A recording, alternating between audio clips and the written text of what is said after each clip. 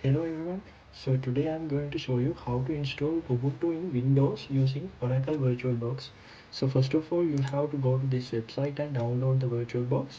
And after that, make sure to download this Ubuntu ISO file, which offers the Ubuntu OS for us.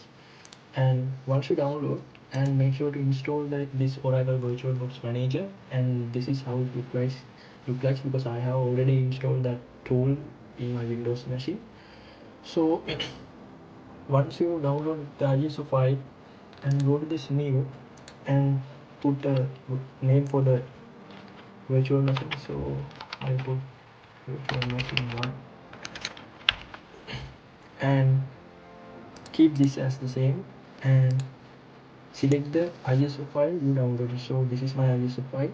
It's the version of this is Ubuntu 20 LTS, and you can see these drop downs are already selected.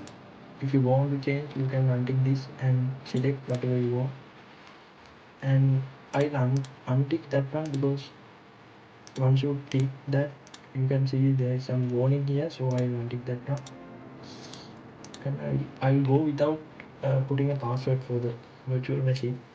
And after that, we have to specify the memory and the number of CPUs for the virtual machine. So I'll put around 10 GB and select 5 CPUs. Go. And after that, specify the storage space for the virtual machine. So I put around 350 for now and finish the setup. So now you can see the virtual machine is already created. So we have feed the ISO file in this virtual machine. So let's start the machine, and it will take some time.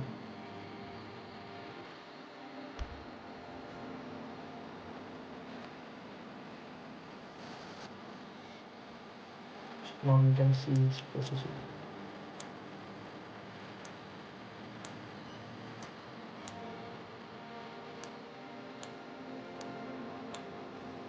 Now the Ubuntu has been started. It's reading the ISO file and booting.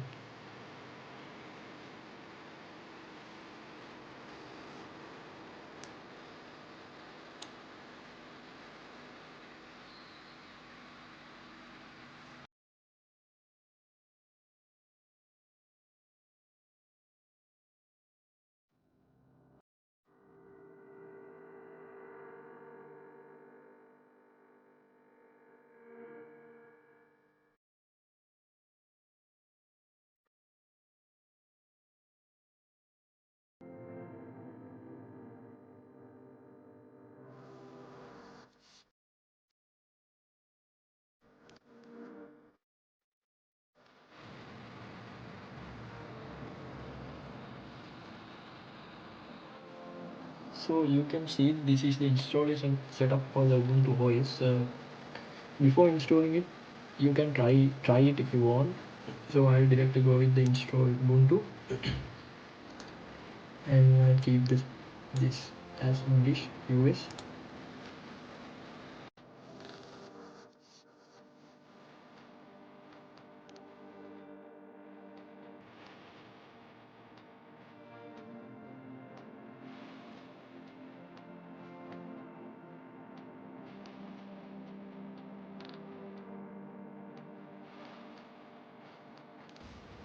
After that, you can do a normal installation or minimal installation.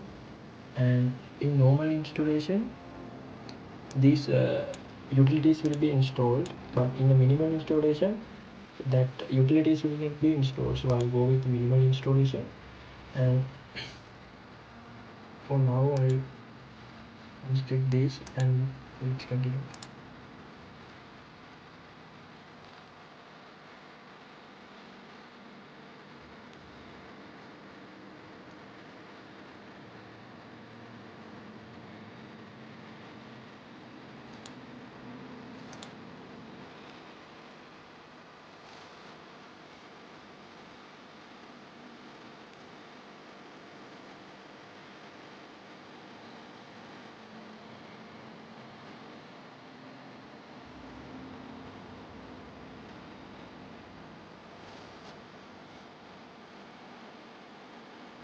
Okay, after that it shows to erase this and install Ubuntu. I'll go with that and install. That's enough.